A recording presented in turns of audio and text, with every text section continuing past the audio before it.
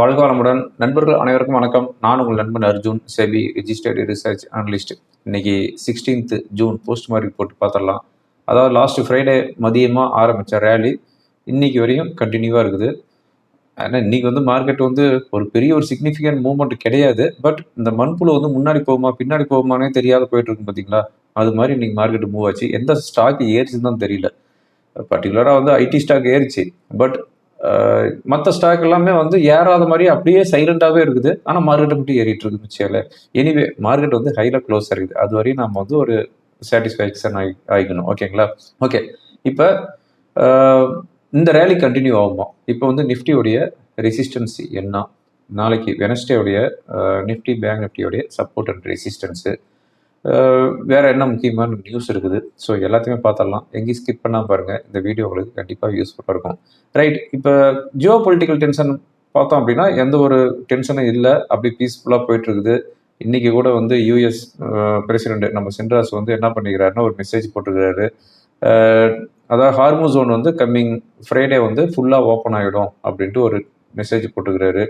ஈரானும் coming 19th அன்னைக்கு, அதாவது சுவிட்சர்லாந்தில் அந்த பீஸ் டீலில் சைன் பண்ணுறது ஈரானுடைய பார்லிமெண்ட் ஸ்பீக்கர் சைன் பண்ணுவார் அப்படின்ட்டு ஒரு மெசேஜ்லாம் கொடுத்துருக்காங்க. ஸோ இது பாசிட்டிவாக தான் போயிட்டுருக்குது. ஓகேங்களா? ஓகே. இப்போ யூஎஸ் மார்க்கெட் வந்துடலாம்.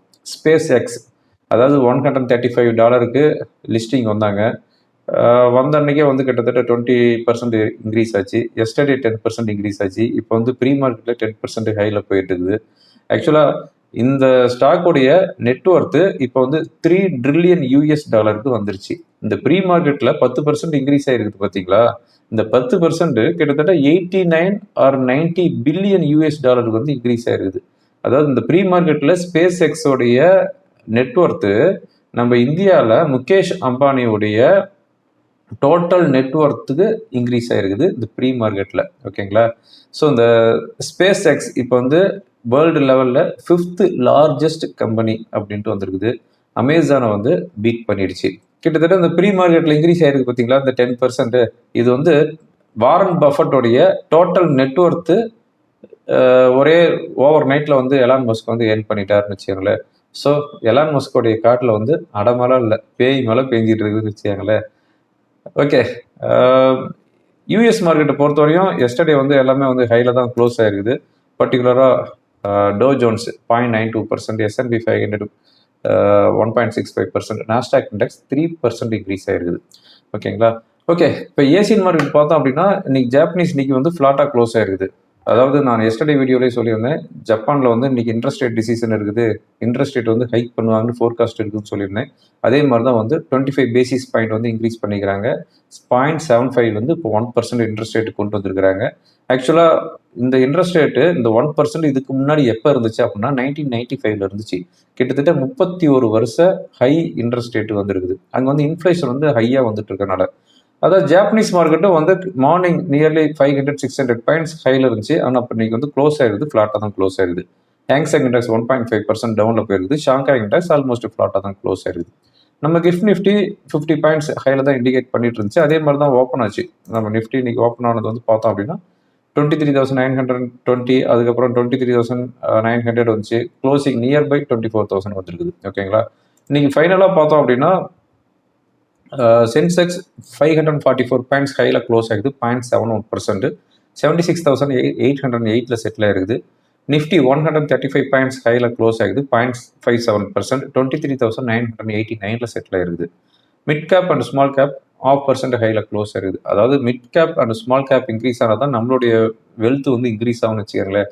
நிஃப்டி 50ல் அதிகமாக யாருமே இன்வெஸ்ட்மெண்ட் பண்ணிக்க மாட்டாங்க. எல்லாம் மிட் கேப்பும் ஸ்மால் கேப்லையுமே ஃபோக்கஸ் பண்ணியிருக்கனால நமக்கு போர்ட்ஃபோலியோ ஏறாத மாதிரியே தெரியுதுன்னு வச்சுக்கோங்களேன். ஓகே. எனிவே ஃபஸ்ட்டு யானையை அனுப்பிடலாம், அதுக்கப்புறம் நாமெல்லாம் போகலாம். அதாவது நிஃப்டி ஏறிச்சுனாவே போதும், பின்னாடி எல்லா கம்பெனியுமே ஏற ஆரம்பிச்சிடும். இன்னைக்கு auto, pharma, BSc, bank, metal இதை தவிர மற்ற எல்லா செக்டாருமே ஹையில் தான் க்ளோஸ் ஆகிருக்குது. ஓகேங்களா? ருப்பி 94.56 செட்டில் ஆகிடுது. எஸ்டர்டே 94.71 செட்டில் ஆகிடுச்சு. வொலாட்டிலிட்டி இண்டெக்ஸ் நியர்பை 13.5 வந்துருச்சு. அதாவது 14 பிரேக் பண்ணிடுச்சு. இன்னைக்கு நியர்லி 5% டவுன் ஆகிருக்குது. ஓகே. இதுதான் போஸ்ட் மார்க்கெட் ரிப்போர்ட்டு. இப்போ இருக்கிற முக்கியமான நியூஸ் என்ன அப்படின்னு பார்த்தோம் அப்படின்னா எஃப்ஐஸ் டெப்ட் ஃபண்டில், அதாவது பாண்டில் கிட்டத்தட்ட 1.84 பில்லியன் இந்த ஜூன் மந்த்து இன்வெஸ்ட்மெண்ட் பண்ணிக்கிறாங்க. இதுக்கு முன்னாடி இவங்க ஹையஸ்ட்டாக எப்போ இன்வெஸ்ட்மெண்ட் பண்ணியிருந்தாங்கன்னா போன வருஷம் மார்ச் மாதம் இன்வெஸ்ட்மெண்ட் பண்ணியிருந்தாங்க. இப்போ வந்து இந்த வருஷம், அதாவது இந்த ஜூன் மாதம் இதுவரையும் 16 நாள் ஆயிருக்குது. 1.84 பில்லியன் யூஎஸ் டாலருக்கு நம்ம பாண்டில் இன்வெஸ்ட்மெண்ட் பண்ணிக்கிறாங்க. அது நம்ம இந்தியன் கரன்சி கன்வெர்ட் பண்ணோம் அப்படின்னா நியர்லி 17,400 கோடி இன்வெஸ்ட்மெண்ட் பண்ணிக்கிறாங்க. ஃப்ரெஷ் இன்வெஸ்ட்மெண்ட் பாண்டில் வந்துருக்குது. காரணம் என்ன அப்படின்னா, இப்போ ரீசெண்டாக ஃபினான்ஸ் மினிஸ்ட்ரியிலேருந்து அந்த பாண்ட் இன்வெஸ்ட்மெண்ட்டுக்கு டேக்ஸ் கட் பண்ணது ரீசன். ஓகேங்களா? அதுக்கடுத்து வந்து பிரெண்ட் க்ரூடு $81 வந்துருச்சு. அதாவது இந்த வார் ஸ்டார்ட் பண்ணுறதுக்கு முன்னாடி என்ன லெவல் இருந்துச்சா அந்த லெவல் நோக்கி வந்துட்டு இருக்குதுன்னு வச்சுக்காங்களேன். இது வந்து இந்த 3 மாதம் லோ ரேட்டுக்கு வந்துருக்குது. பிரெண்ட் க்ரூடு $81 பெர் பேரலுக்கு வந்துருக்குது. ஓகே, அதுக்கு அடுத்ததாக இன்னைக்கு மார்னிங்லேருந்து ஒரு முக்கியமான நியூஸ் வந்துச்சு. அதாவது NTA நேஷ்னல் டெஸ்டிங் ஏஜென்சி இவங்க வந்து ஒரு மெசேஜ் கொடுத்துருக்குறாங்க. டெலகிராம் ஆப்பை இன்னிலிருந்து கம்மிங் 22 மண்டே வரையும் பேன் பண்ணியிருக்கிறாங்க இந்தியாவில்.